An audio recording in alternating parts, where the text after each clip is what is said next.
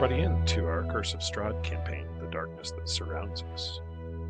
The last time you guys were here, you had found yourself in the Kingdom of Barovia, a lost kingdom in the woods, and you had discovered that the land had been besieged by a vampire by the name of Count Strahd von Zarovich.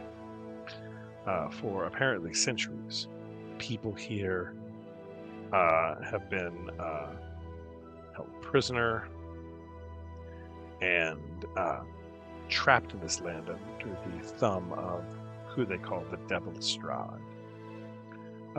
You met up with a young man by the name of Ismark Kolanovich, who in the city of Barovia, the town of Barovia, in the kingdom of Barovia, who told you that the vampire had taken a liking to his sister,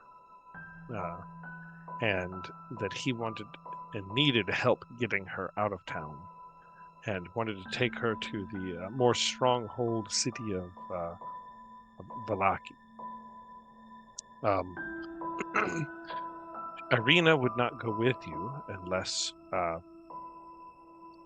you were willing to help aid in the burial of Father, the burgomaster or mayor of the city, who had died 3 days before. They had erected a coffin. You carried his body to the local church, and there you found the priest of the city, whose son had become a spawn of the vampire, locked in the church's basement, essentially, while he starved. You slay Doru, and then buried both Doru and the burgomaster at the same time the following morning, after which Irina agreed to leave you, to travel with you. Traveled down the road till you came across further things happened that I have to remind you of.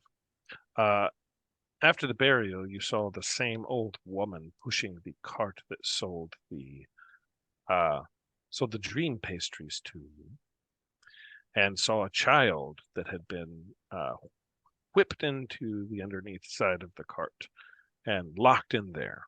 You managed to rescue said child, who ran into a house where you found the parents that were just passed out in dreams and fantasies of another world. You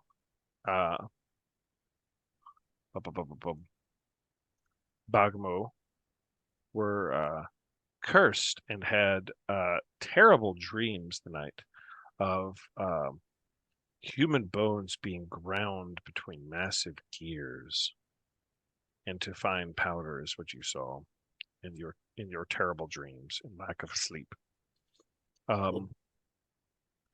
And the next day you traveled forth, leaving the town of Barovia, onto the road towards Vallaki. You had been told by the Vistani owners of the inn, the Blood of the Vine, to seek out the fortunes of a woman by the name of Madame Ava, who was a leader of their tribe, who was apparently a fortune teller that would be able to aid you along your path. So that's what that's all about. Traveling forth down the road, you came across a gallows with an empty rope springing on it. Examining the sign, you saw one sign that pointed towards Vallaki and Ravenloft, and another one that pointed towards the Ser Pool. Ser Pool being where you knew that the Vistani had an encampment, as you were told before. Upon inspecting the graves and then looking back at the gallows, you saw a body swinging there of a nondescript sort that you did not recognize. However, Wetrock, in his terror, saw not a random body swinging, but saw himself swinging there. Shortly after seeing this horrifying sight, petrified with fear, I think Wetrock is just incapable of acting or doing anything, being completely petrified in terror at staring at his own corpse hanging from the gallows. Creatures, undead creatures, began to claw their way out of the wet ground surrounding you. And many, many of them just began climbing out of the ground, moaning and groaning at you as they pull themselves out of the wet turf. You find yourself surrounded. Arinya is with you, and she draws a sword. And that is where we find ourselves now. On that road,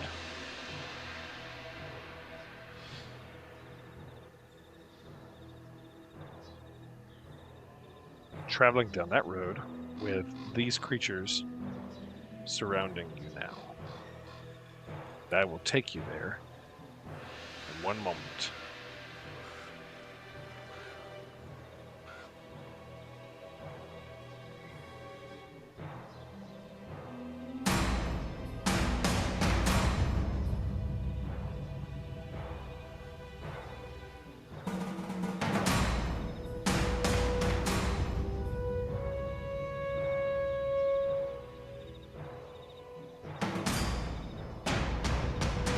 Apologies for the time it's taking.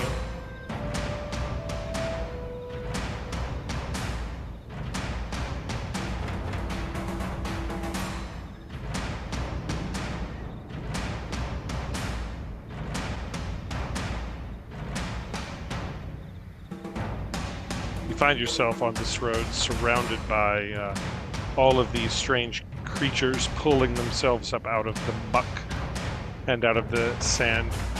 Wet Rock sees a vision of himself hanging from the gallows, I think, and he is just petrified. Everyone else, go ahead and, as soon as I clear the tracker, you'll be rolling initiative for me. Let me make sure it's cleared first. Everybody go ahead and roll initiative.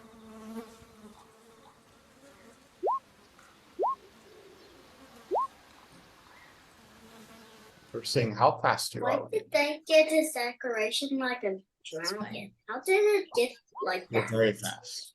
How did You're so I feel like fast. the best rolls. Like, Well, I yours feel is like- yours is +6. I So know. any roll you make, you get a +6 to see how fast you are. So you're pretty much always Yeah, gonna so it's a measure of like how quick you are, how quick-witted you are, how quick you can move into combat. Oh, it's just like an illusion. It's not prophecy. It's just All I right, think so. I need to roll for Arinya here.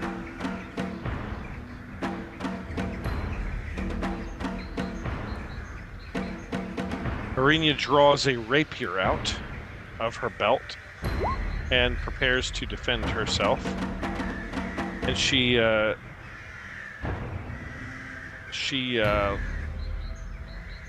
I think she screams or yells at you.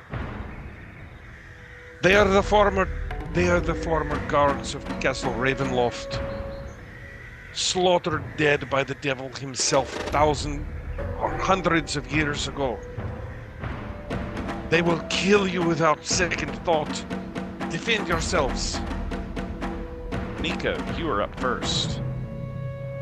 Alright, so your character, if you remember from the last time you fought, you have a little sword with dagger, you have a bow.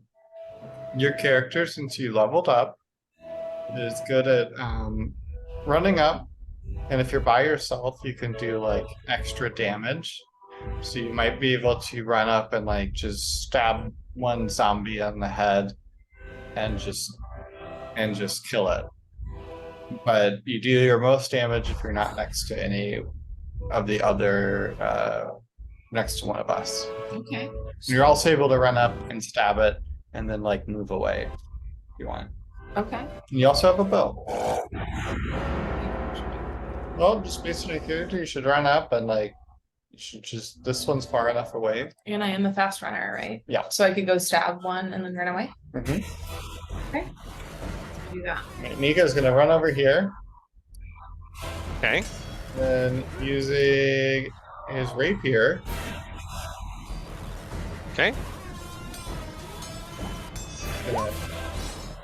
He's gonna miss. Dang it. Okay. You stab at that thing, and it is not wearing any sort of armor. It is just fleshy and nasty, and this hits. Wow. All right. So you somehow hit it, and then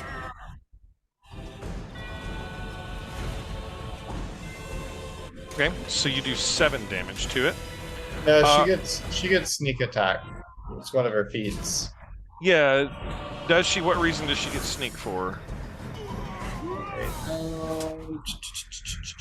Because she has to have an ally within 5 feet of her, or unless it's something that gives her free sneak attack.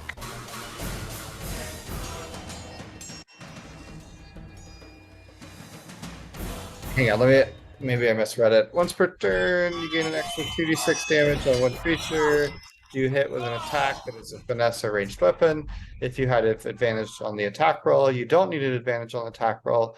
If another enemy of the target is within, you don't. You actually have to be closer to get it.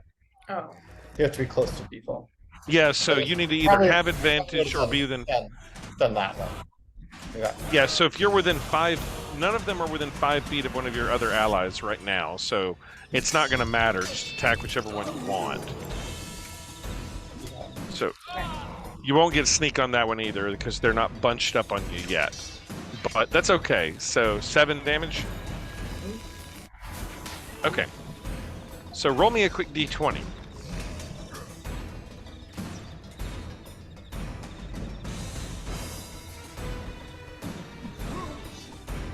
Okay. The zombie, as you slash at it, you slice its head off.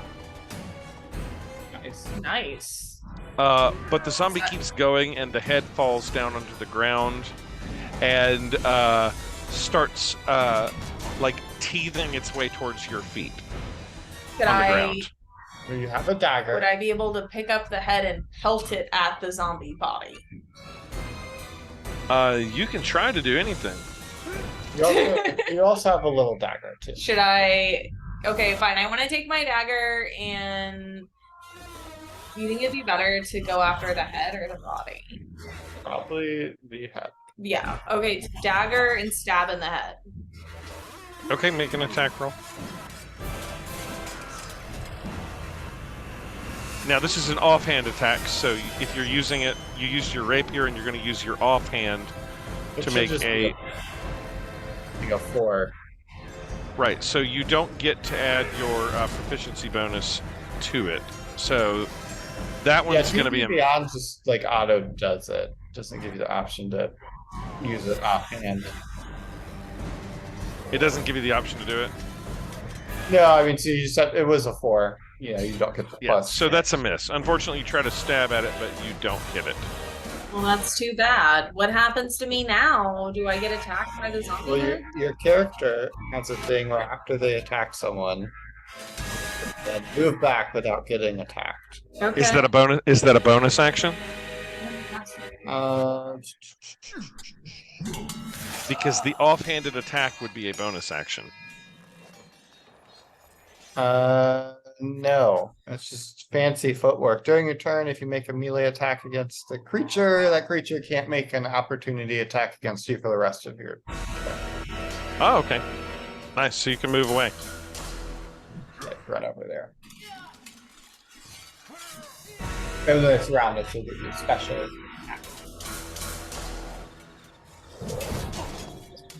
That's it for your turn.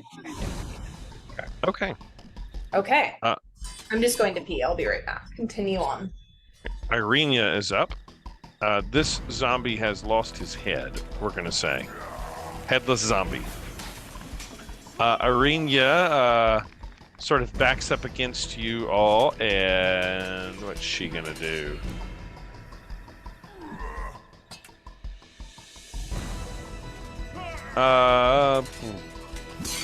I guess she will charge forward and attack with a rapier on this one here. 17 is a hit. She stabs it for 3 piercing damage. Bert Beasley, you're up. Bert Beasley move over there. Then he is going to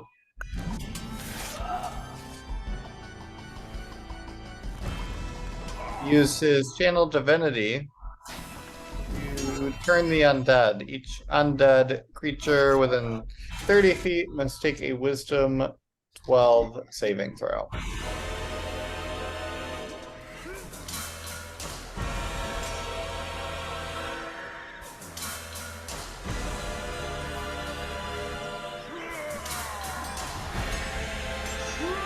This is going to get pretty much everybody south and directly adjacent to you. You're not going to get, you're going to get that one. You're basically not going to get these guys. But everybody else. So that's a bunch of saving throws. 1, 2, 3, 4, 5, 6, 7, 8. That's 8 saving throws. Gracious. Wisdom.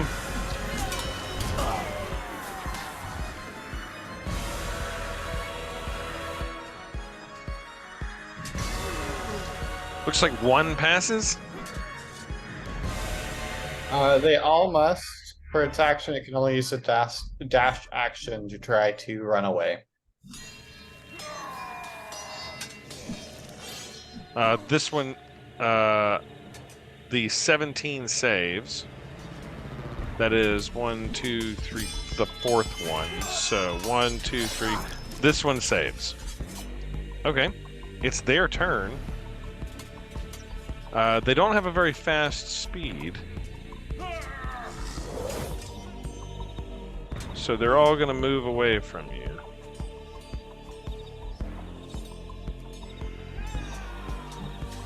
As far as all these can get.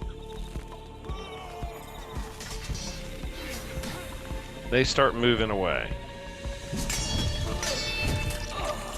Alright. That's all the failures. That is 7 fails. And they all move about 30 feet away from you. Actually, 40 feet. So even further. Yeah, so what you see is, Bert, what does it look like when you channel divinity and all of these things just start healing and moving away from you? Bert Beasley pulls out his book and he tells them that their premiums have increased by 300% for their homeowners insurance. No. Terrifying.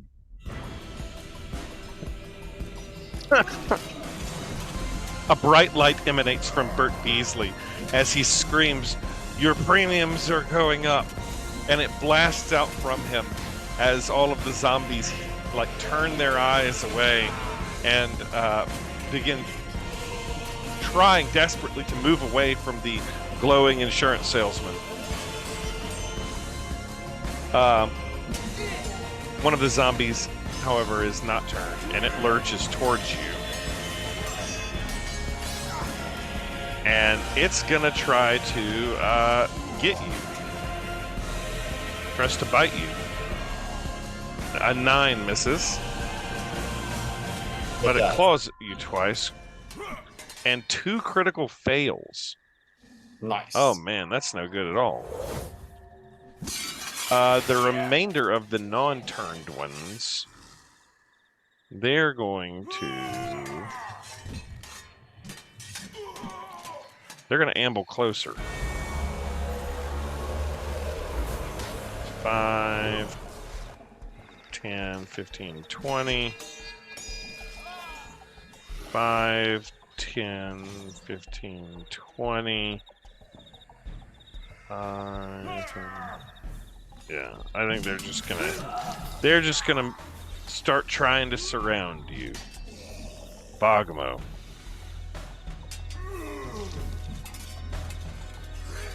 You're up. All right.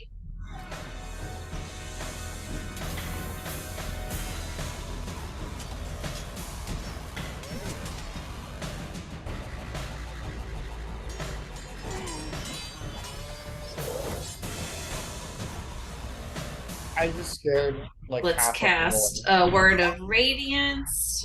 So any creature within 5 feet of me has to make a Constitution save.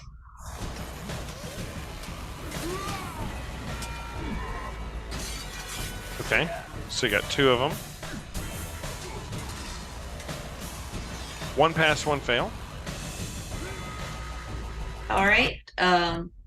So the one that fails takes 1d6 radiant damage, and I rolled maximum for that.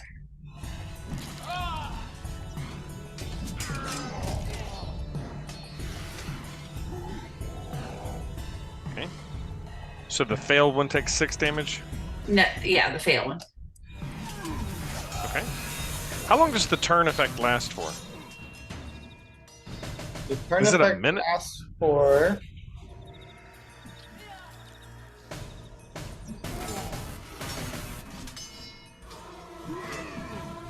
uh, 1 minute or until it takes damage. And it must spend Gotcha. its turn trying to move away. Gotcha. Okay, well this fight got significantly easier by that.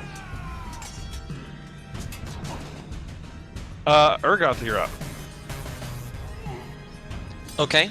I am going to, I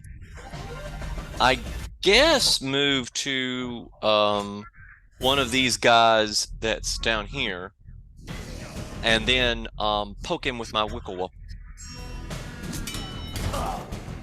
Okay. That hits for 4 damage. And let me see if I have anything interesting, go away. If I have anything interesting as a bonus action. No, I didn't want the whole thing to go away.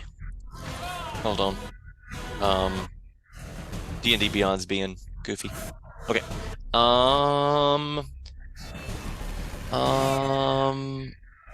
Yeah, everything's action.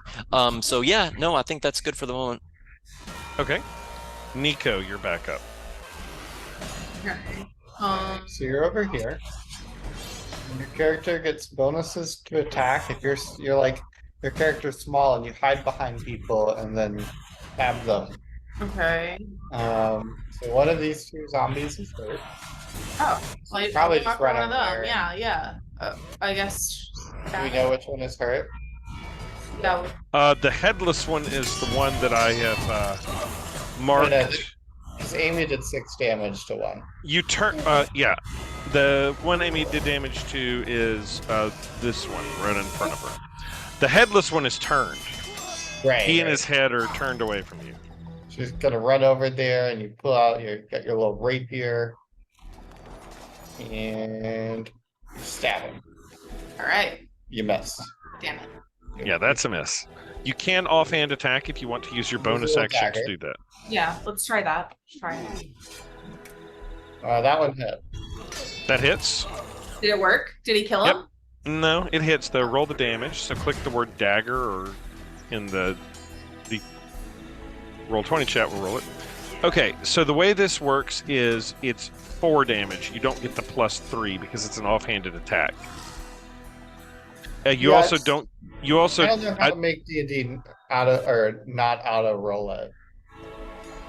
Yeah, so you get 3 damage from the offhanded attack.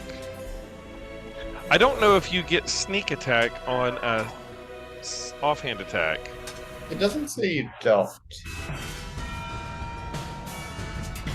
Let's see here. You can only sneak attack once per round, but you can get it. So yeah, you do get the 12 sneak attack damage. Okay.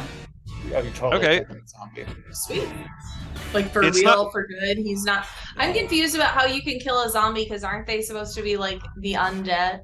It's not dead right now. Okay. You'll figure that out. Okay. Roll a d20 for me.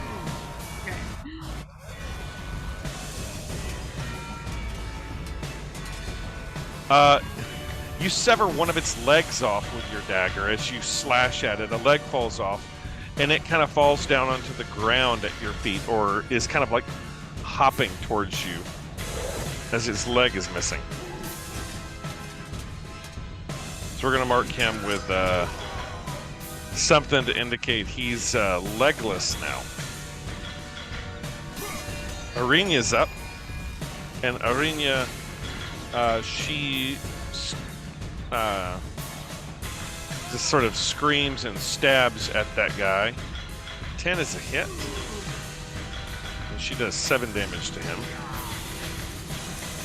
And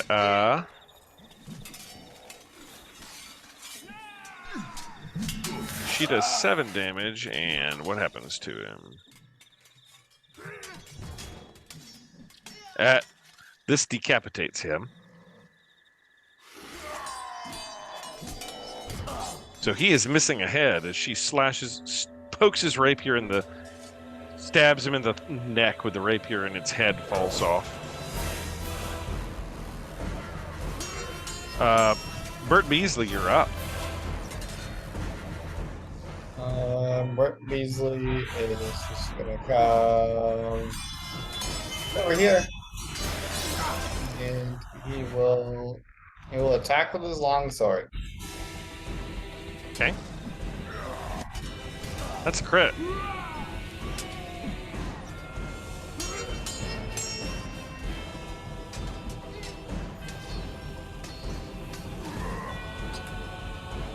You're doing one-handed, so that's 11 damage. Yeah, roll d20. We'll see what happens to him. These zombies are literally like falling apart. One of his arms is severed off.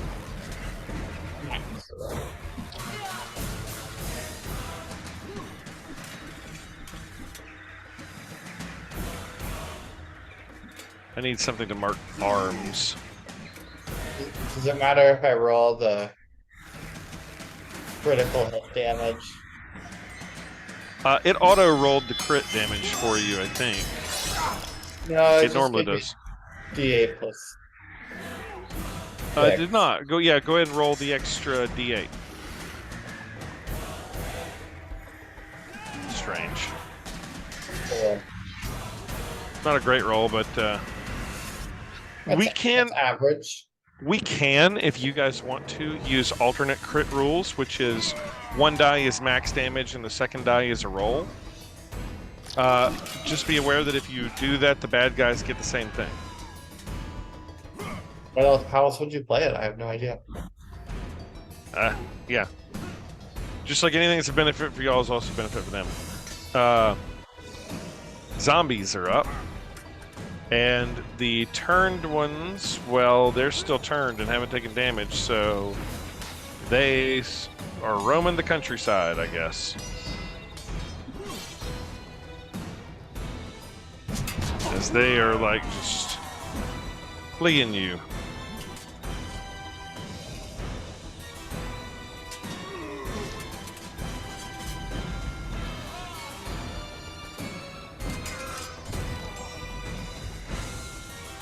Okay. The others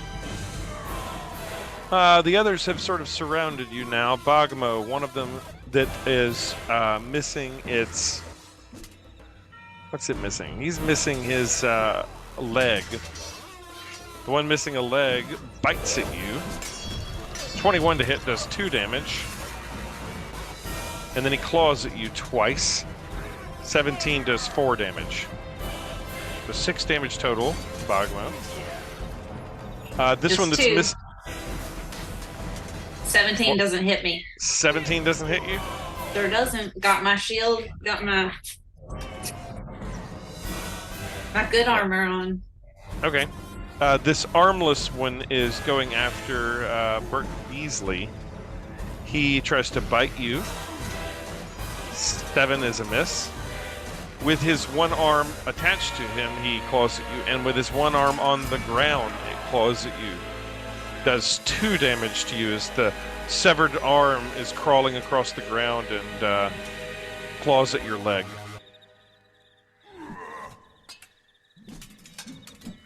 The others that are up, 2 of them surround Urgoth, and they're going to attack Urgoth.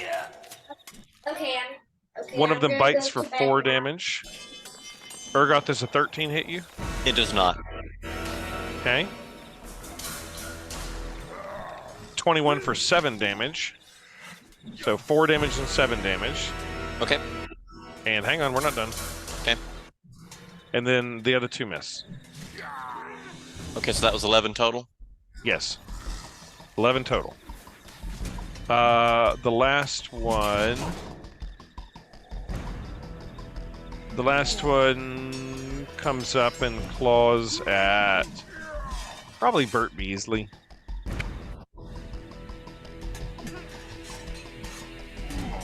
$19 hit you, Bert? That will hit. 6 slashing. And Arena, you hear a scream from Arena. Oh, it can't bite her. It doesn't have a head. I guess the head on the ground, yeah. Claws and bites at her. Does any of that hit? That all hits. She takes 5 damage. Bogamo, you're up.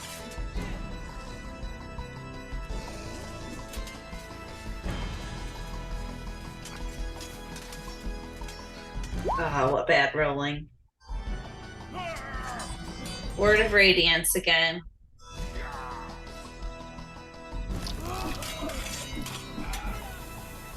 Fail. Is that everything around you? Everything within 5. Anything I choose within 5 feet. Okay. So I'll spare Bogamo, even though I don't care for him that much. I mean, I'll spare Bert Beasley. Bert Beasley, but I don't care for him. Wow. No. Wow. Urgoth. Okay, so I am going to focus on the guy right in front of me, which is to say this guy right here. And once again, I'm going to use the Wickelwup. Miss.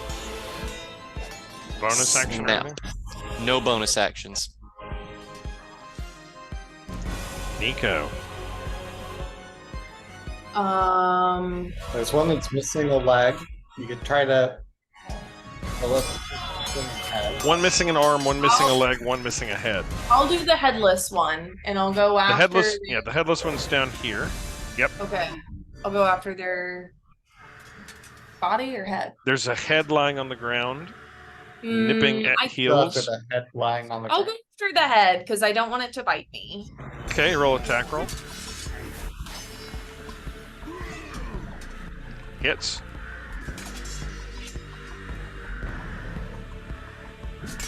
Ooh. You stab it through the eye, and one of its eyes, like, falls out. Right. And your rapier pierces through the eye into its tongue, and despite the rapier going all the way through its eye socket into its mouth, where the tongue would be, it continues to try to bite at the rapier on the ground. Oh my god! What else should I do? So you have a little dagger. A dagger. Stabbing at the head or the Yeah. or the body. Stabbing at the head. Hits. No, except that auto added the 5. Oh no, that counts to hit. You just don't get the bonus to the damage. Okay. It's still plus that to hit, but not to your damage roll. So, like, for example, in this case, It should just be. now, I added your sneak already from the first one. Yeah. It should just be 5. In this case, it is 2, because you don't get the plus 3 to the 5. Thank you. The head stops moving. Okay. Irina says, she screams, "Enough of this!" and stabs at the body with her rapier, and it falls over on the ground, not responding.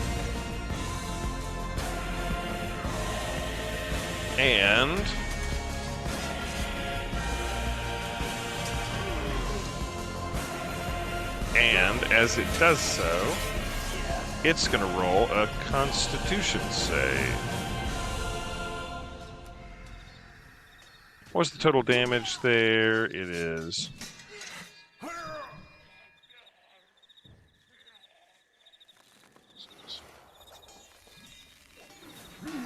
5 plus the damage. Yeah, okay. 7, 8, 9, 10, 11, 12. So, Constitution save DC 12. DC 12 con save. It passes. The body falls over dead. Unresponsive after she stabs it through the heart. And then the lifeless body struggles back to its feet and then lurches again towards you. The head on the ground lets out sort of a roar. Bert, you're up. The one without an arm. Yep. That's this one. Hits.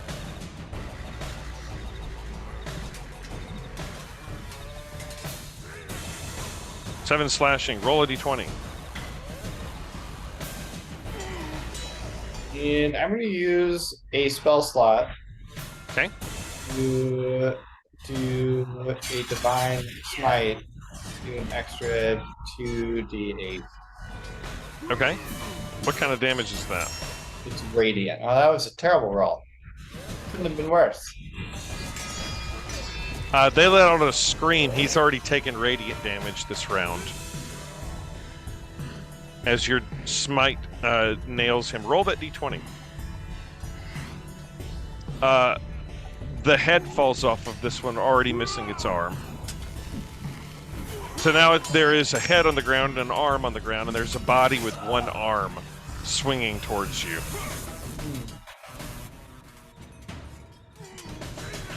The headless, armless zombie claws at you, Bert Beasley. 17 hit? No.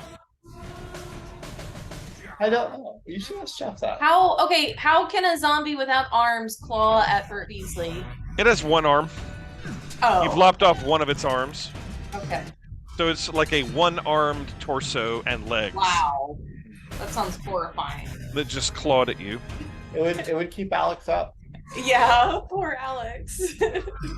There's one without a leg that leans into Bogmo, and it's gonna try to bite Bogmo. For 11 and claw at her. 17 hit you? Sure doesn't. The head on the ground tries to bite at Bert Beasley's feet and crits on your foot for 4 damage. You said how much damage? 4? 4. Okay. Urgoth, 2 of them are on you. And both of them are biting at you. Critical miss. And 20. Does 20 hit you? It does. 5 piercing. And both of them are clawing at you.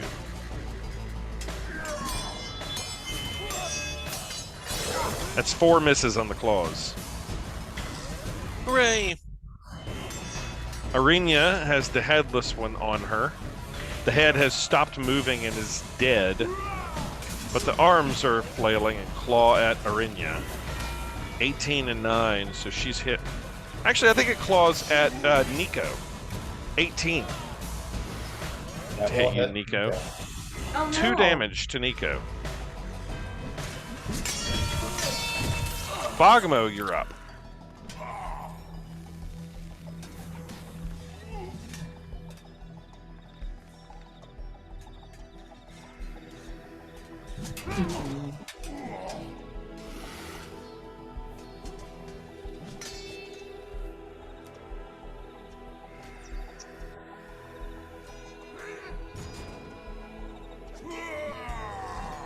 Let's try.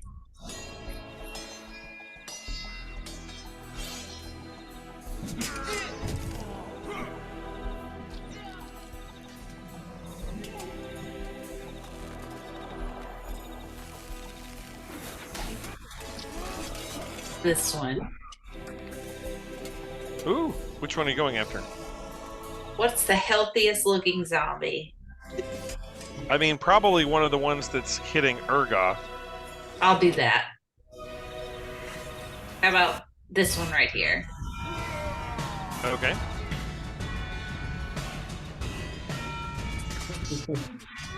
It is blasted by that radiant damage. Roll a d20.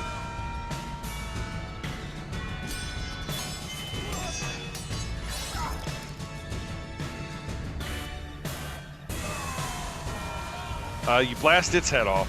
The radiant damage just absolutely blasts its noggin off. Urgoth, you're up. You see Bogmo unleash a bolt of energy that just blows one of their heads off. Shouldn't it be dead? Shouldn't it be dead? Why should it be dead? I don't know. It just feels like it should be. Maybe not. There's things that feel like they are and things that are.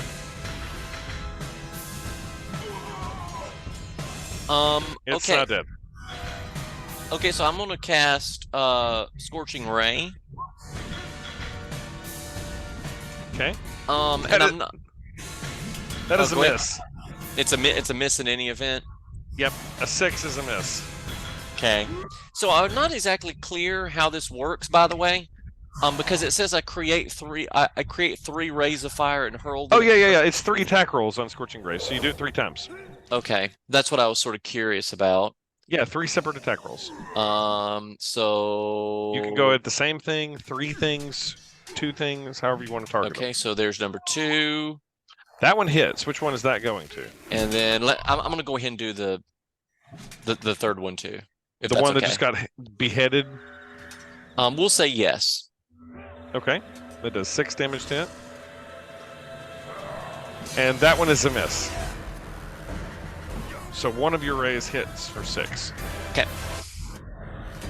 Nico, name unknown. This thing was dead. Arinya put her dagger through its heart. It fell down on the ground. It stopped moving, and her rapier, and it pulled itself up off of the ground. Oh my god.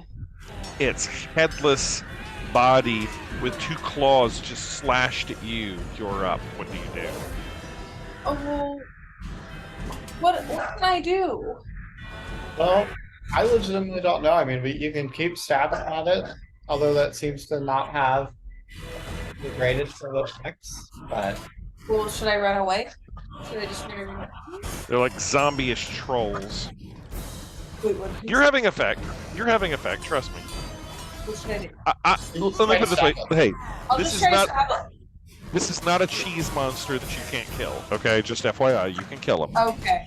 A cheese monster. I'm not just like throwing something at you. Ha ha ha! They're Okay. unkillable. 7 is a miss though. our little dagger. Okay. Did I die? Hits. Like at risk of dying right now? You're always at risk of dying in this game. Oh yeah, but I mean more so in this moment. You could be. As you stab it in the chest with your dagger, Okay. you stab it directly in the chest, and it falls backwards onto the ground, and it stops twitching. Okay. And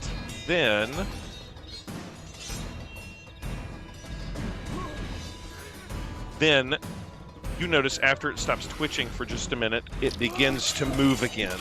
Its arms creak and its joints pop in sort of a backwards position, and then it Okay. lurches and leans up and stands up.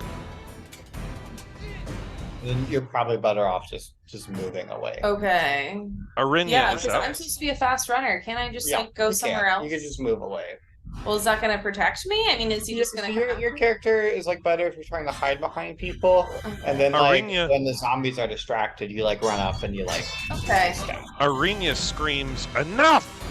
Enough with this!" and stabs it through the heart with her rapier for 11 damage. She crits. And it falls over dead. Oh no! Oh no! It's a 20. It falls You got over back dead up. and then stands back up. Alex would be terrified by this. Your characters must be absolutely horrified by this notion as you're stabbing at these things and they continue to stand up and lurch towards you. Bert Beasley, you're up. I'll give you a hint. Well, maybe not a hint, but since their last turn, This'n, and This'n happen to have taken radiant damage. I'll mark that with a little marker, just for the FYIs. Oh, one of them took radiant damage twice. Within its last turn. Yes, it has. It's not dead, but they've taken radiant damage.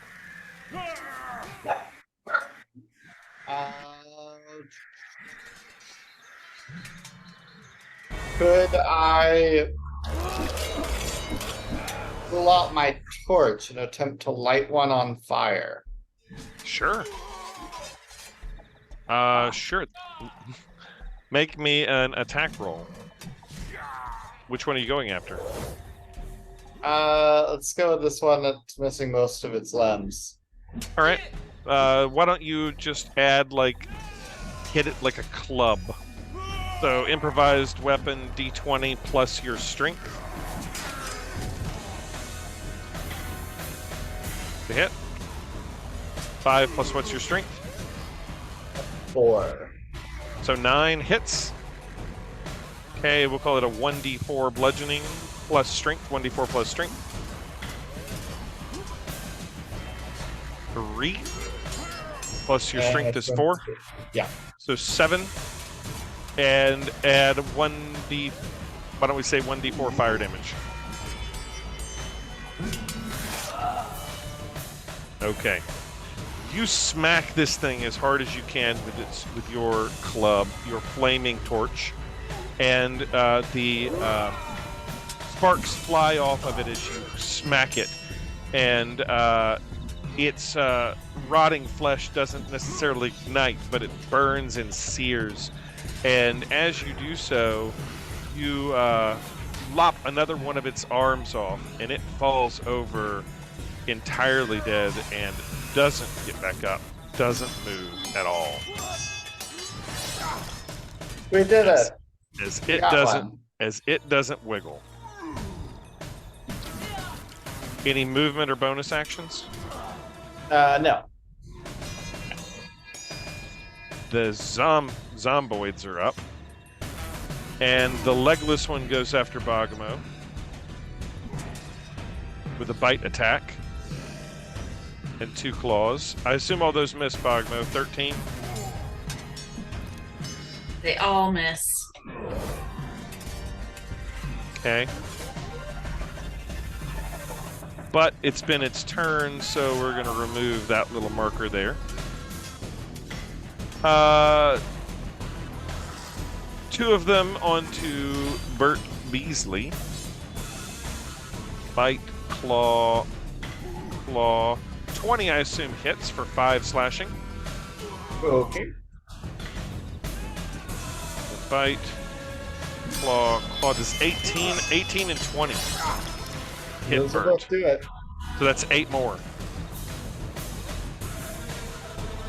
Bert Beasley goes down to 0 HP and has to use his Relentless endurance.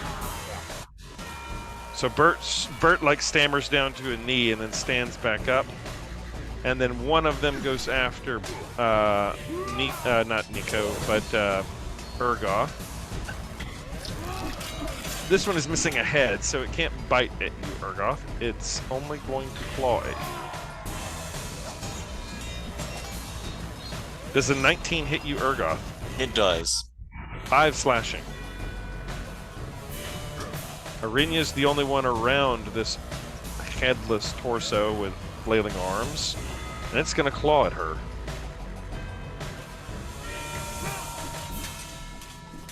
And oh no, Arena drops down unconscious with the zombie clawing at her body that it seems lifeless as she drops.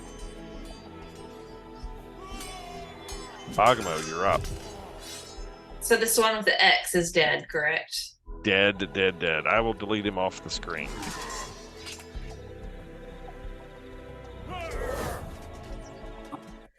The turned ones continue to move away, so it hasn't been 10 turns. I'm just going to delete them from the field as they have stammered off into the woods.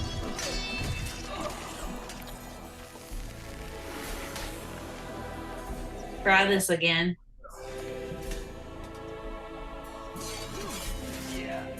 So this is everything within 5 feet of you? Mm-hmm. Which is 2 of them? Right.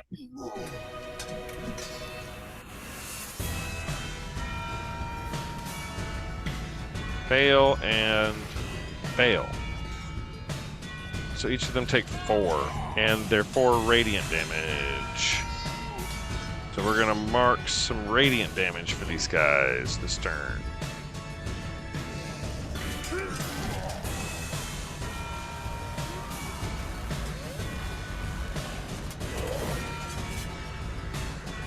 All right, Urgoth, you're up.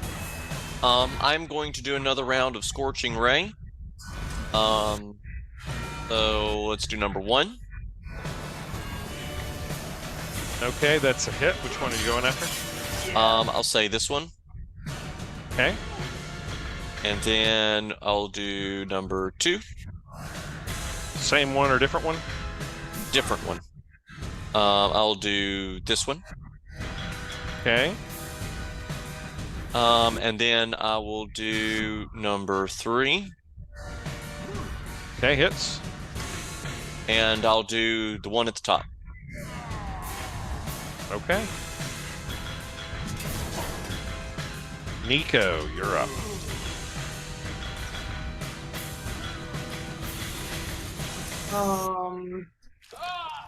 You can grab your little token on the other screens. Sorry, our dog's going crazy in the background. So if you come over, grab okay. your little token. You just run over, so you can pick one. What do the dots mean? Are they're still alive? They've taken special radiant damage. We don't have a radiant damage. Oh, well, I guess I'll just try to go after this one. Yeah. Okay. You get the top. And then where it says that rapier, just click it. Roll it. Oh, 19. That's a hit. That's a big hit. You do Yeah. 9 damage to it. This sucker drops down dead as you stab it in the heart with the rapier. And unlike some of the others that you've seen before, it doesn't twitch and it doesn't move. Oh, wow. It stays down dead. Sweet. Does that mean I killed it for real? You killed it for real. Awesome. You have movement and bonus action. Okay. Oh, really? So you could go around and try to stab one with your little dagger. I'm not likely to do a lot of damage. And your character's kind of squishy. Is it worth it? I don't know. It's up to you. It could be. You could kill another. I mean, I don't see why not. We're already here. All right, which one are you going to run to and try to stab?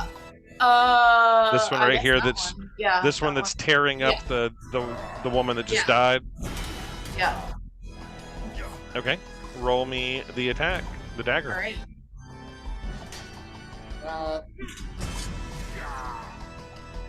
Yeah. No. You get No. a 9. That's a loss. No. That's a lost cause.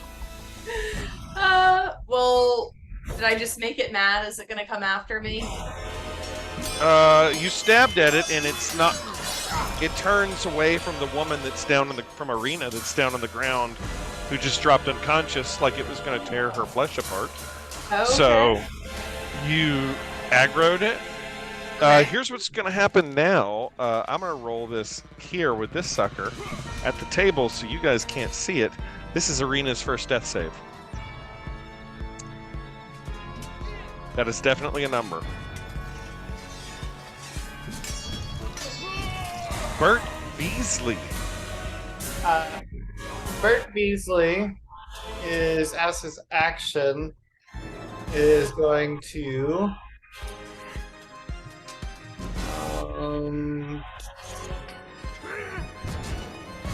use his lay on hands on himself.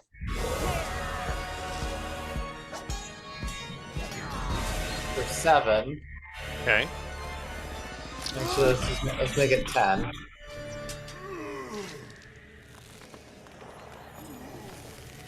And then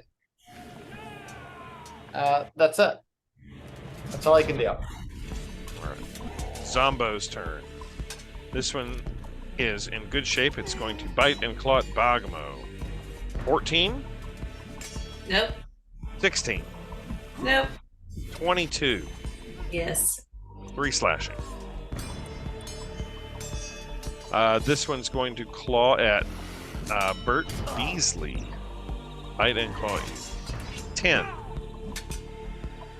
16, 6. Does 16 hit Beasley? It needs an 18. Miss. And the last one is missing a head, but is still going to claw at Urgoth. 14 and a 19. Does a 19 hit Urgoth before? A 19 hits. Yikes, and it's a big roll. 7. Okay. The one that was about to tear Arena limb from limb does not, and tries to claw, the headless one tries to claw at Nico. Oh shit. Instead of the dead woman. Can I fight back? No, Does a 16 hit you? I'm going with the yes. She only has a 14. Okay, she takes 2 slashing. You only take like 3 damage this whole time. Bagamo, you're up. Yeah, Arena's in trouble. All right.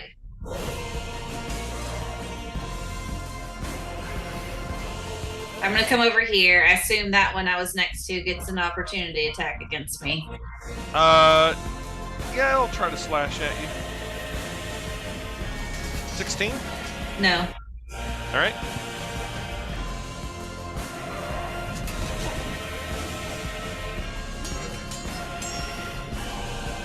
You're up.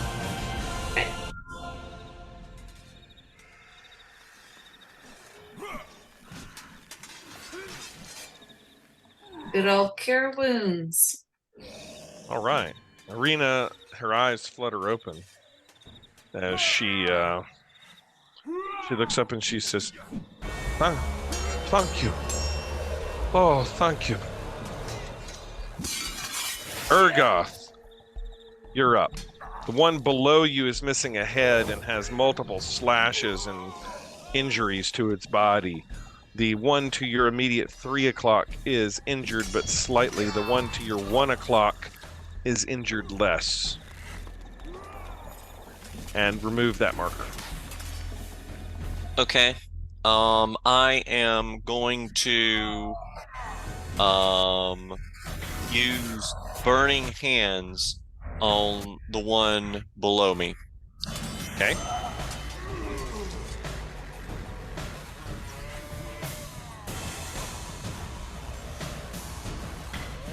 Not very dexterous, they are. That would be a fail. It falls over unresponsive as you grab it and ignite it into fire.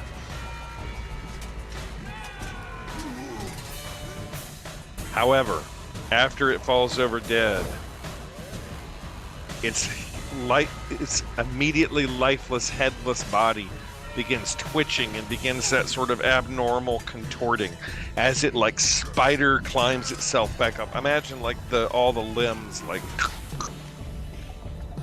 as it stands back up in front of you and bares its claws at you. Nico, you're up. You're right in front of one zombie. You can see might as well. Yeah. Okay. Dagger. Can I do dagger? Do the rapier first. No, where's the... Yes.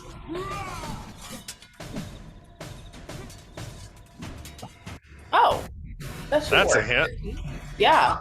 Is he dead? He'll have to roll a 23 on his con save. Hmm. So if it crits, it's alive. Okay. Can I do my dagger? Nope, it's dead. Oh, it's okay. And if you want, you can walk over to one of the other zombies. Try to stab. You stab that one. Do you say anything dope as you finally stab it with the rapier and kill it? Something very much. Not even Tom's your friend. I don't know. I can't. I like Nico the Mall Rat with a rapier. Yeah. Alright, he got it at that sword store in the mall. Did you get that? Did you get that at that sword store in the mall? Yeah. Yeah, absolutely. Alright, are you gonna go knife another one, or Yeah, I'd like to go over and stab that one. Yeah. Okay. Pull my dagger. Yeah, pull your dagger and knife at it with your opposite hand. Where it's 5. I think technically rapiers are not a light weapon that you can do this with unless you have two-handed fighting, but we're gonna go with it. Okay. I thought I just did the dagger though. 18 is yeah, 18's a hit. Oh, you know what? Yeah, rapier's not a light weapon. Yeah, I'm going with it, so you can still do two-handed fighting. I think you have to have a light or a versatile weapon to do it. It falls over dead. DC 10 con save. Yep, it's up. You stab it, but it stands back up. Oh no. Can I do one of my weapons again, or? No, Nope, you're out of attacks. No. You can run away from it and try to get away if you like. I'll just try to run away. That's because Yeah, I'm you supposed can- to be a fast runner. Yeah, you can fancy footwork it to get away. Okay, can just I move back like just a square or something. like right Yeah, here or that's something? fine.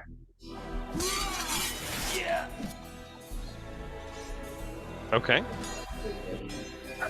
Bert Beasley, you're up now. Alright, I want to try the torch thing again. Okay.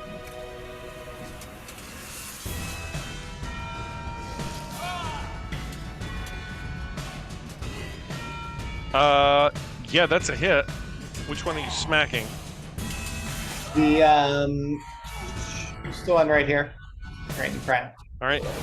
Roll me 1d4 plus strength, plus a d4, so 2d4, basically, plus strength.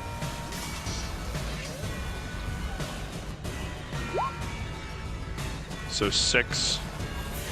Alright, now I want you to roll me a d20. Straight up. Okay. The torch is taking some damage, but it's sort of still holding together. The zombos are up. And as the zombies are up, you see a band of 5 men that have been traveling down the road have finally approached all of you. And they're approaching. They are dressed sort of colorfully, like the 2 ladies in the inn. And they were coming from the pathway to the north. As they see all of you there, several of them draw blades that sort of look like scimitars. And there's one that sort of seems to be more in charge and kind of pointing around. They all have scimitar-like blades. The zombos are up. And this one's going to bite and claw at Bert. 7 slashing damage to Bert Beasley.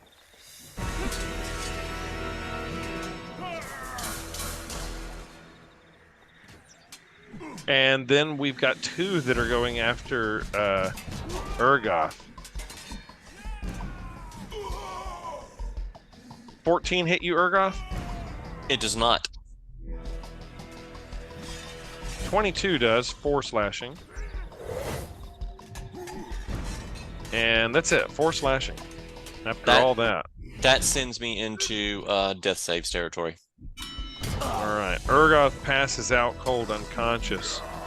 But that's all of their turns. Bogamo, you're up. I'll be rescued. I'll play it. Some gypsies. Oh. So, Romanis. Let's D&D. see. Some travelers. Some travelers. I'm gonna stand over Ergoth's wounded body. And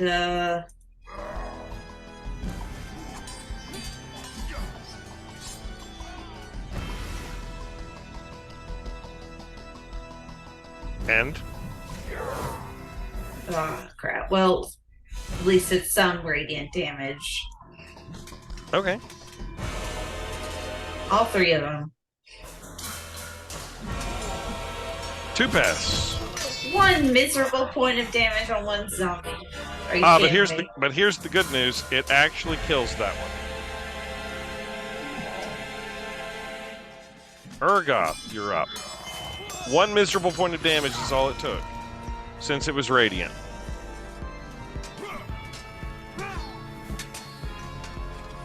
Make me that death save, Urgoth. That's a fail. Nico, you're up.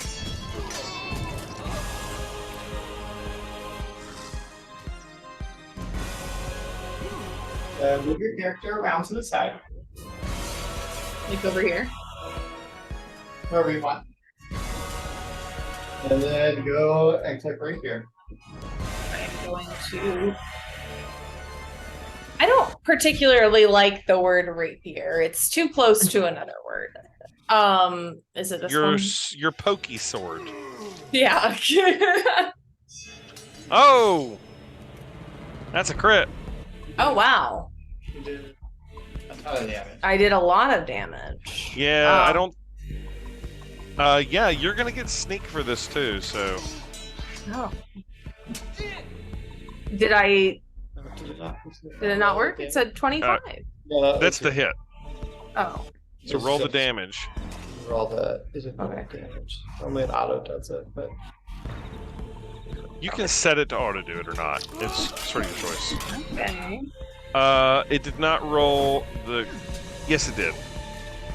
Did it not? Did it? No, I think that was just. I think I just need to roll a d8. Yeah. Yeah. 23. Wow, it's the most damage anyone's ever done. Wow. Go Uh, Nico. Apparently, we should all talk about Hot Topic. Yeah. Nico, how does it look as you kill it outright in one swift whack from your pokey sword? It looks like winning the lottery. Okay. Oh wait, no, I need to describe it more. No, it looks However like you like. Just your opportunity. Nico just looks like he won the lottery. A big goofy smile on his... it looks like I'm finally kind of like, yeah, taking out my anger against everyone who's ever wronged me on this zombie, and it's awesome. Nice. Yeah. Arina's up, and she runs over, and she's gonna stab at it with her rapier, and does 2 damage to it.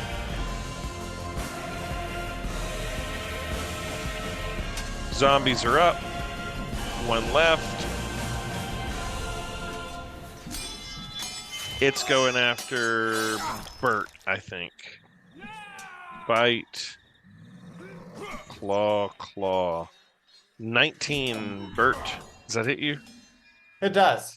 Only 2. 2 slashing. That is 50% of my health. Well, you're up.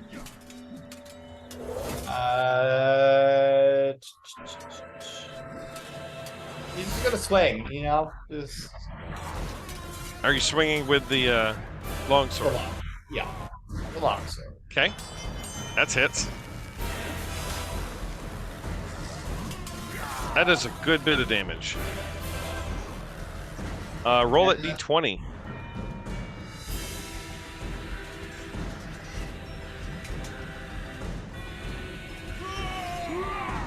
You lop off one of its arms.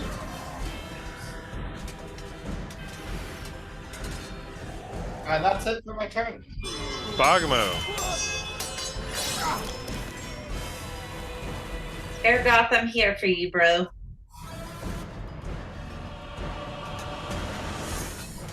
Ergoth, you're up.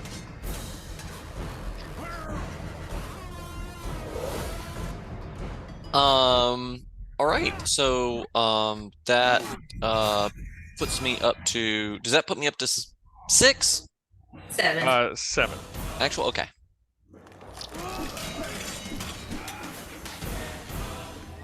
Look at that boy. I am going to take care of myself for the moment and cast Cure Wounds on myself to try to buff myself a little bit. Okay. All right.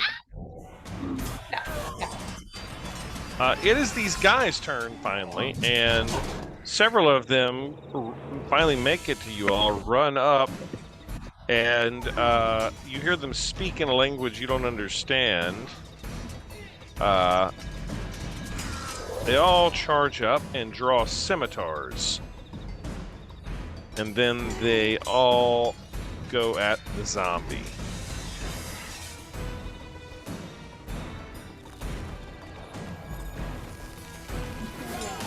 And they get 3 hits. 9 or 13 damage total to it. This brings it down. Unless it makes a DC 18 saving throw. It does not. They come in and just hack it down as 3 of them draw scimitars and just absolutely hack the thing to pieces. And the last zombie falls over dead. And the captain of this group sort of runs up to you all and says, "Are you all right? We encountered several of these creatures moving through the woods away from you all and thought we would investigate the source." Some of us are more all right than others. I am pretty good. Bert Beasley, on the other hand, thought you're tougher than that, Bert. It's a fellow orc. I'm a little bit embarrassed. These lands, they are cursed. It is a cursed thing. You need aid. We will help you. Come. Thank you for showing up. It is our duty to protect those in need and in trouble. We will always offer aid to those in need, no matter who or what. Please, come with us. We will show you to our home, provide you care, warmth, and place to stay. It is not safe to stay on the road or in the woods at night. The devil moves through the woods at night. Everybody roll a perception check real quick.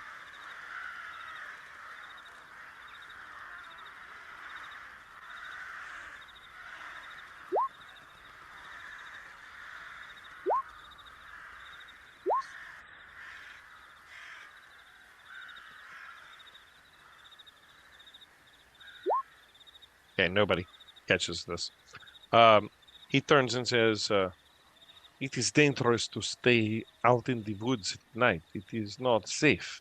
Please, you may come with us. We will show you to our home. You will have food and shelter and place to stay. Come." What a lovely gentleman. I am definitely going. I haul Wet Rock over my shoulder since he's still in a trance. Wet Rock is like in a trance, staring at this body that is hanging from the gallows. Everybody's going with him?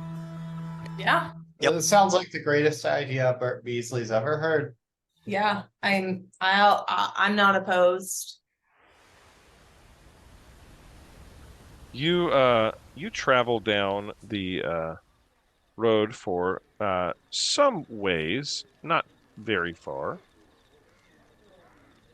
until you finally come upon a camp by a pool of water. And I'll bring you there. As there are people sitting around this, and they have sort of wagons and campfire going, and they are roasting some foods. And the young men bring you all up, and I'll bring you here now. One moment. I know you can't see anything. Nico, Bagamo, Ergoth, and Wet Rock. And the young man that brought you up here turns to another man and says, "We found them out by the crossroads. They were being besieged by the undead. Besiege is a strong word. I think we have it pretty well in hand. Well, they need aid nonetheless in food, please." And they offer you some spiced meats and whatever they've got roasting and grilling. And yeah, they offer you warm blankets and hot food that's cooking on the spit.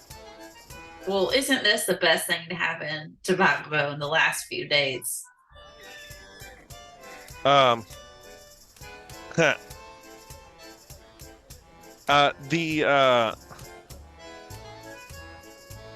people there are sort of wearing brighter colors than any of the other people that you have seen in the town of Barovia or anything else. And there's some singing and dancing as they sort of talk amongst themselves and share food and wine. They are drinking this red wine coming from barrels, and they offer you wine by like the large glass. Bert Beasley loves his red wine, and he certainly takes a glass. It's Yeah. better than nothing. I would prefer a Red Bull vodka, but I'll have some wine too. Bagabo has learned the value of temperance and moderation. Oh yeah. There are 5 colorful tents around this scene, sort of here, and here, and then there is one larger tent off to the side. There are several horses, sort of stayed by the river, like 8 draft horses, and they seem to be like what they would use to pull these wagons that they have sitting around. One of the men offers you to sit by the fire with them while they are eating. Bert Beasley would like to ask the guy who was in charge when they showed up at the crossroads, how they managed to survive out in these dangerous lands with nothing more than their very impressive wagons, but they're just wagons nonetheless. We live here together and protect each other as family. It is what we do. Arena is here with you as well. She sort of looks kind of suspiciously and keeps quiet as you're here. The man says, "If you have questions, you should talk to our the eldest of us, Madam Eva. Oh, we've But heard of come, them. but come, sit by the fire. We will tell you tales, tales of wonder, tales of might, tales of heroism. Come, sit with me. Drink. Eat. That sounds like a great idea. Bert Beasley joins them at the fire for their food and their Yeah. drink and their stories. Yeah. He says, I will tell you a tale. There is a tale of a mighty wizard. He came to this land over a year ago today, as it would be. I remember him like it was yesterday. He stood exactly where you are standing right now. A very charismatic man he was. He thought he could rally the people of Barovia against the devil Strahd. He stirred them with thoughts of revolt and bore them into the castle in mass. Ah, ha! But when the vampire appeared, the wizard's peasant army fled in terror. A few of them stood their ground. But they were never seen again. The wizard and the vampire cast spells at each other, and their battle flew from the courtyards of Ravenloft to the precipice overlooking the falls. I saw the battle with mine own eyes. Thunder shook the mountainside, and great rocks tumbled down upon the wizard. Yet by his magic he survived. Lightning from the heavens struck the wizard, and again he stood his ground. But when the devil Strahd fell upon him, his magic could not save him. I saw him thrown down 1,000 feet to his death. I climbed down to the river to search for his body, to see if he had anything of value on him. But the river Alvis had already spirited him away, dead and another claimed by the land. Alas. But enough of my stories. You should speak with Madam Eva. Where can we find her? Madam Eva has the gift of sight. She stays in the largest tent. I think we should go talk to her. We've heard of her many times, and Yeah, let's go. Okay. You all going to Madam Eva's tent? Yeah. Okay. You step into the tent, and magic flames cast a reddish glow over the interior of the tent, revealing a low table covered in black velvet cloth. Glints of light seem to flash from a crystal ball on the table as a hunched figure peers into its depths. The old crone speaks her voice. When the old crone speaks, her voice crackles like dry weeds. And she says, "Oh, at last! You have arrived! Welcome!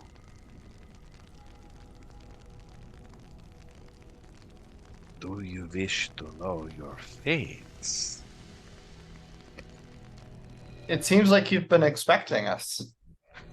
I have indeed. The fates have brought you here. Shall we see what the fates have in store for you? Bert Beasley doesn't believe in fate, just statistics and probability. That's the name of the game in the insurance business. Tell me, Mr. Beasley, you work for a firm called Gorkin Sons, correct? Yes, the premier insurance agency. And you think that numbers rule all? Without a doubt. I think you'll find this not to be as true as you believe. You have a fate in store for you. You nearly met the other side today. Perhaps you will be the one. Or perhaps not. And you, with the flaming hair, you've traveled far and wide, with mercenary companies all the way from Cholt, caring for animals and hoping that you would escape this place to warmer fields? Yes. What do the cards say is in store for you? And she looks over at Nico and says, you are out of place. You harbor dark secrets in your past, I see. And lastly, to Bagamo. And, quiet. Your mind reels from where you're at. Uncertain of yourself you are. You will be tested. She says, come, sit. Sit at my table, and we will see what the cards have in store for you. And she beckons you to sit at a table.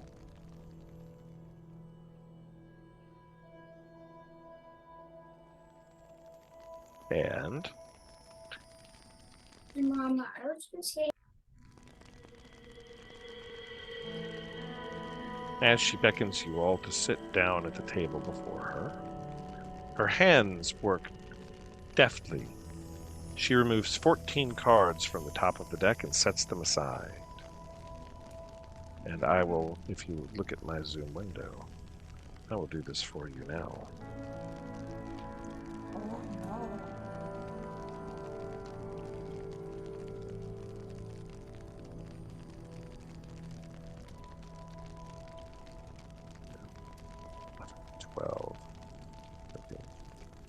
She removes 14 cards from the top of the deck and sets them to the side. The remaining cards she shuffles nimbly twice, 3 times 4, and she sets both decks upon the surface of the velvet table. Closing her eyes, she places her right hand over the surface of the larger deck. Crimson flames dim and swirl in eldritch patterns as her lips move silently, a distant tension spreading through the air. The sounds of rustling trees and the rippling pool beyond the tent's wall begin to dim, the external world growing mute and insubstantial, and the space within grows more solid, more real. Slowly, she draws 3 cards from the top of the deck, lying them face down on the table, with the second laid between and above its partners. Then, she moves to the smaller deck, drawing 2 more cards. The first she places below the 3, forming a cross. The second she places in the center. I'll now draw those cards.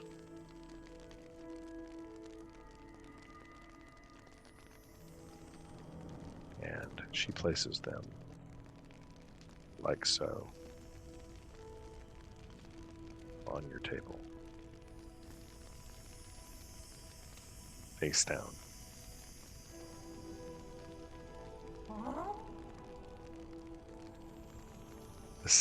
The cards from the second deck she places here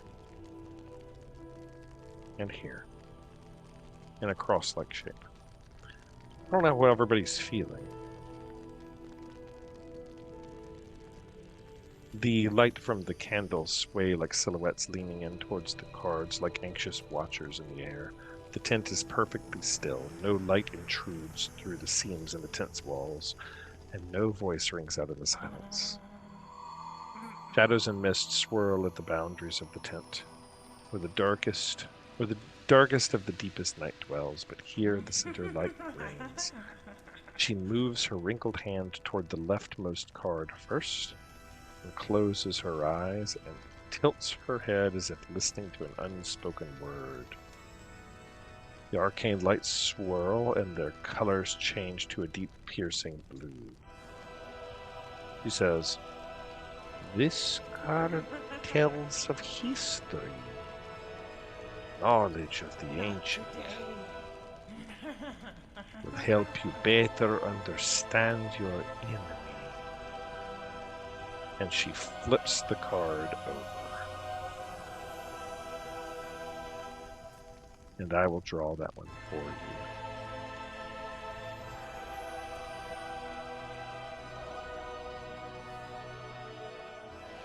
A cerulean light dances across the surface, revealing an illustration of a hooded man. Let me draw this card for you. She flips the card over. And this is what you see.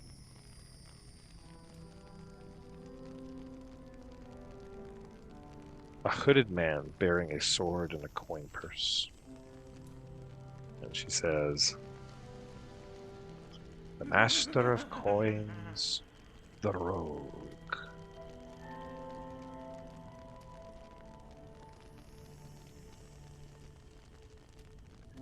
Her dark pupils shift from side to side as though reading through an unseen text.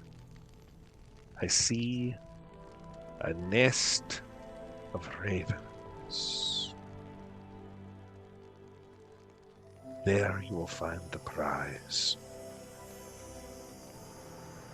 She then moves her hand to the second card, this one at the top of the cross. As she closes her eyes and listens once more, the candle flares, its color bursting into a fierce, cheery yellow. This card tells of a powerful force for good and protection. A symbol of great hope. And she flips the card over. And I'll flip it over for you now.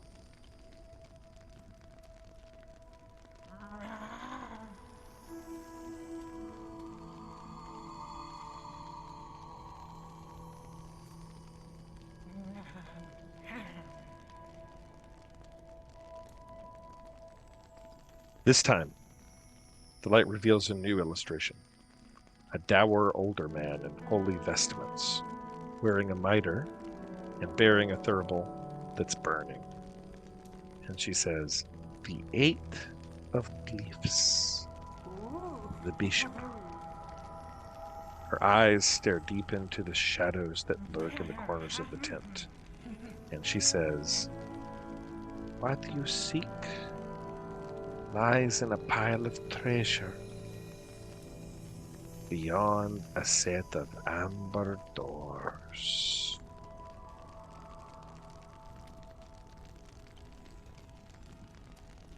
She moves her hand to the third card, at the right arm of the cross, her eyelids closing like a trance, her lips pursed in quiet contemplation. The candlelight vanishes for a heartbeat and then returns in a nova of fierce burning white, so pure and strong and clean that it hurts to look at and burns to see. Her eyes snap open with a fierce determination, and she says, "This is the card of power and strength. It tells of a weapon of vengeance, a sword of sunlight." And she flips over the card.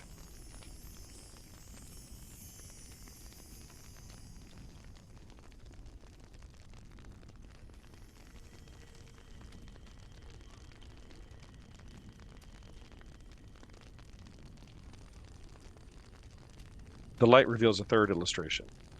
Men in soldiers' uniforms bearing short swords and shields. And she says, "The five of swords, a myrmidon." The crone's voice is strong and with a purpose. "Look for a den of wolves in the hills overlooking a mountain lake. The treasure belongs to Mother Night."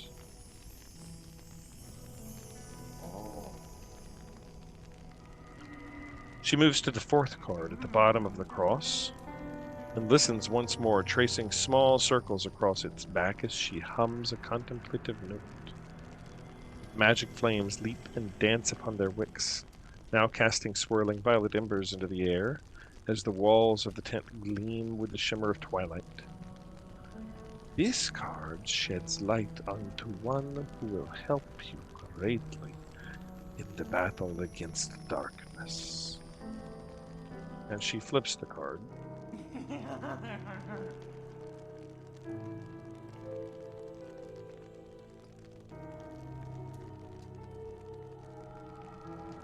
I'm sorry, wrong card. My bad, wrong card. She flips the card. Oh.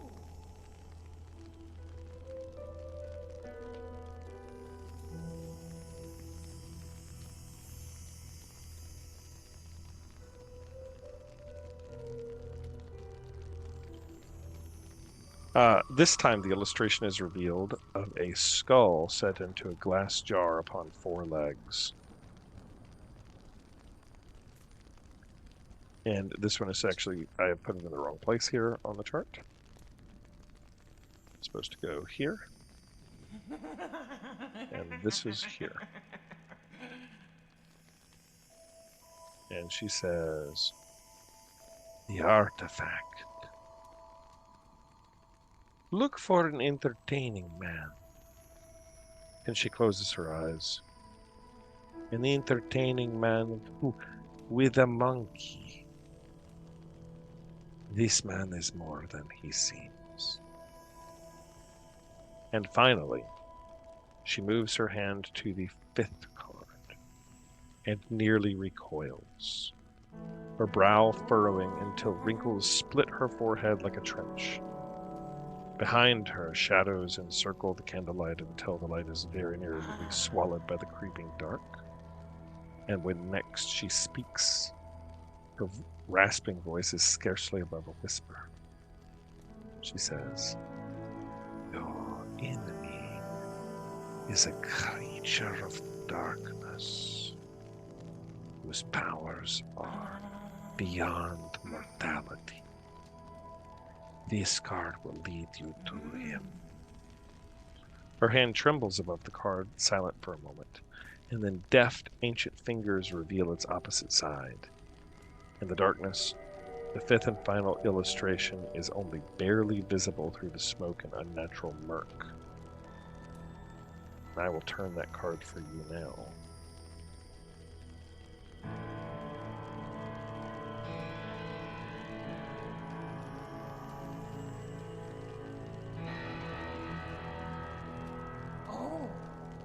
A man with the face of a devil, seated upon an evil throne, is visible in the drawing. Madame Eva slowly exhales and says, the Dark Lord. He lurks in the depths of darkness, in the one place to which he must return. As the last syllable passes her lips, the old woman freezes and then rocks back in her chair, her eyes rolling until the whites gleam like pearls in the darkness. And then she snaps back, the candlelight burning down to its ordinary crimson glow. The sound of the outside world returns. The voices of the people around the bonfire you can start to hear outside of the tent, beginning to sort of come back in. The crackling of the fire, the whisper of the wind, and the waves lapping against the shore. And light gray and substantial light begins to filter in through the canvas wall, and you find yourself able to breathe for the first time. And she says nothing before you, only regards you with dark, heavy, silent eyes. And that is where we'll leave it for the evening.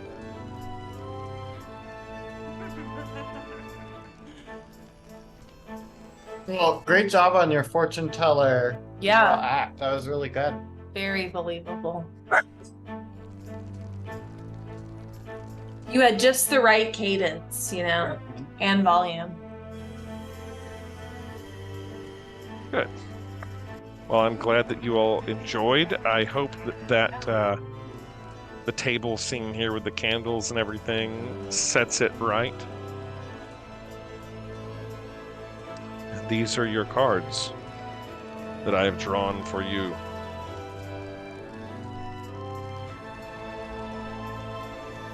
Until next time.